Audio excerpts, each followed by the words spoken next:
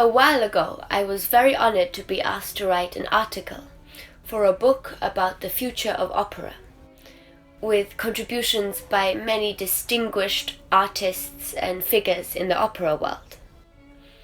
The book is called The Last Days of Opera, and it's just been published. I want to read to you an excerpt from my article. It's a little story, and it's called The Baker and His Bread.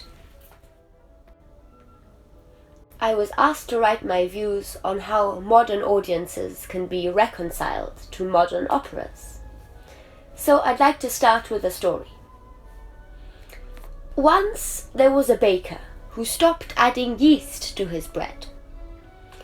The loaves came out of his oven as hard, unrisen lumps, and people who tried to take a bite almost broke their teeth on them. Soon enough, the customers deserted his bakery. The baker said, "I must find ways to reconcile my customers with my bread." He decided to call his loaves modern bread. And he put up a big sign on the window. "Modern bread will broaden your horizons and liberate you from outdated notions of bread." But this didn't help. The customers passed by, took a quick look, and went elsewhere. He then declared that his modern breads were artisanal gourmet creations, not just cheap entertainment for the palate. "Modern bread," he said, "is something for sophisticated and cultured customers with discerning tastes."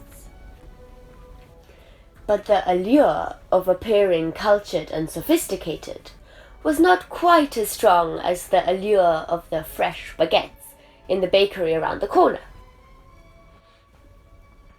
The baker then announced that the customers must be re-educated. If they are forced to eat my modern bread often enough, they will eventually learn to like it.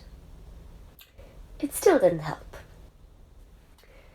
The baker then declared that customers have a moral duty to support modern bread. He tried every imaginable argument. Only one idea never occurred to him: to put the yeast back in his bread. What yeast is to bread, melody is to opera. It's the power of melody that lifts the whole thing. But when there are no melodies, I know that if I watch an opera and I wait and wait, but the melodies don't come, the magic begins to evaporate. Soon enough, I start thinking to myself, what's the point of all this? Why do these people on stage need to sing in the first place? If they just spoke instead of singing, we could all have gone home quicker. So, to come back to the original question, to me, it seems that asking how to reconcile the audience to modern operas is putting the problem the wrong way round. It is modern operas that should reconcile themselves to the audience, and not the other way round. Opera can only move us if we put the yeast back in the bread, if we return to the beauty and nobility of melody.